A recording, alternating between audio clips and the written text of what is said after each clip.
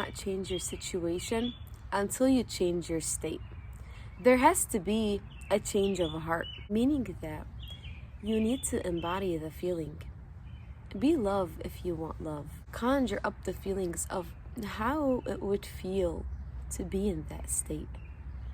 إن الله لا يغير ما بقوم حتى يغيروا ما بأنفسهم. Allah will not change your situation until you change what is within yourself, the state that you are in. Allah's not responding to your words.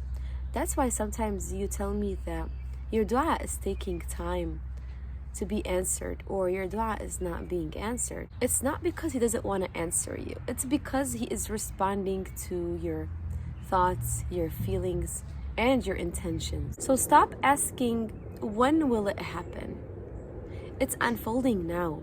It's happening now. Embody the dua as if it's happening now, in order for Allah to inspire you to the actions that you need to take to change your situation. Claim the reality of your dua, and everything is going to start shifting for you. Keep returning to your new dua, the new story, and soon doubt and fear will try to creep in, but you will be so certain and so knowing in Allah subhanahu wa ta'ala, having so much trust that it won't bother you anymore.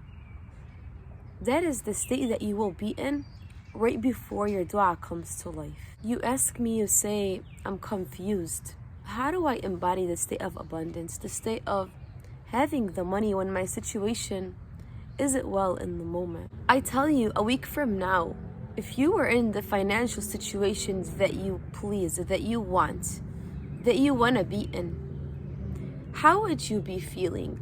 What would you be thinking? What are the thoughts that you would have if I would tell you that a week from now, all of the money that you want in your possession, it will be in your bank account in a week? How would you feel? How would you act? How would you be in the moment? And I know some people get lazy or don't want to do this step, but this step is crucial for it to come to life, because as we said, that you want to be in the state of being abundant. Tap into, conjure some feelings that you would be in when you are in that state of having all of the money that you're wanting, that abundance state. You're not going after the money. You are going after the feeling that the money is going to get you. And so what are those feelings? Freedom, feeling free, being able to do whatever you want to do, traveling, paying your bills, feeling joy as well, feeling relaxed, at ease, like everything is working out for you, everything is flowing. Those are the feelings that you want to conjure up in order to reach that state. Your dua is like the seed, as we said, that you're planting in the ground, and your only job is to keep watering it with faith and trust in Allah subhanahu wa ta'ala. And I know sometimes you might say, like, okay, well, it's just a little tiny seed, and you might feel like you need something, or something is broken within you, or you need more to it than that. Remember, inside the seed is the tree and the fruit and everything that is needed.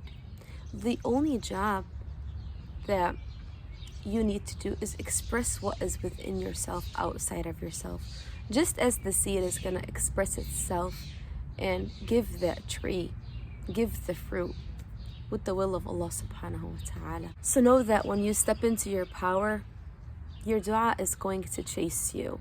I want to share with you guys that I've been going through the toughest days of my life. If you guys see me from the outside, you'll be like, wait, well, she's doing really good. We don't see that she is going through anything. Because I tell you guys that you're always going to go through something. There's always going to be something that you're going through. But you're going to have tools. I'm teaching you to have things so that when something comes up, you're able to navigate through. You're able to ride the waves. You're able to have a positive outlook, even in the midst of chaos. What I'm going through right now, what I was going through right now, there was a big amount of fear because there was a decision that I was supposed to make years ago that I didn't make, that I was reluctant to make. Some change, something that I needed to do, that it was for myself that I needed to do, or for my children. I wasn't taking action. I was postponing it. I was fearing to make that decision. I made the decision. I took the steps. And I'm not gonna lie to you right now, because we know that this is kind of like a raw channel where I speak to you about the things as is. I don't try to like pretend that things are perfect, or again, we all have problems. We're all going through something. I always tell you that. No matter who it is, it's not a bad thing. It's just part of life. So we give you the tools to learn that when you are going through something, you know how to deal with it, and you could shift easily. You could shift your focus quicker and not dwell in the negativity or in the fear. Doesn't mean that fears are not gonna come up, or sadness, or hard days, or tough days. No, it just means that you're not gonna dwell there. And I know that this is easier said than done, especially if you're going through something. I remember in the last couple days allowing the fear to get the best of me for a couple moments, where I would return to the state of fear that was caused by what was going on. I tell you guys, when your intentions are pure and when you're taking the right decision, and I know that some of you said that you're confused sometimes, you don't know how to take the decision. No, you're not confused. You know what you need to take. You know the decision that you need to take, and take it for your own good, for yourself. Don't think about others. Don't think about others. Do the right thing for yourself, and then take the right decision for your loved ones. You don't need to think about other people, because for years I was thinking about others and not myself. And that's what actually got me in this place of suffering. So when we say, we usually tell Allah subhanahu wa ta'ala that we are wronging ourselves. Most of the time that you're suffering, you're causing suffering to yourself and to the people that you love. And I know that it's so much easier said than done. I told you guys, I was reluctant to take action for years and putting it off. But you still don't have to worry, because my intentions, my everyday life was guiding me towards that action without me noticing. The actions that I needed to take in my daily life in order to make that big decision. And I know it's challenging and it's hard. It's hard to see the light, the end of the tunnel. It's hard to know, to keep trusting in Allah, to keep trusting in His plan, to keep knowing that things are gonna work out for you when you're in the midst of the chaos. I had a lot of fear. And I know that I kept reminding myself that the fear is more in the mind than what is really happening.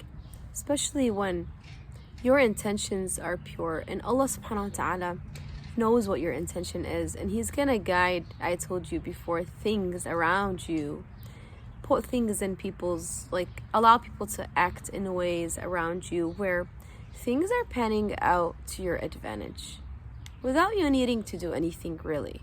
I wasn't believing and trusting that things were gonna go my way. And I started to sense that I was about to fall into victim mode, thinking that things around me are happening and I had no control over what is happening around me.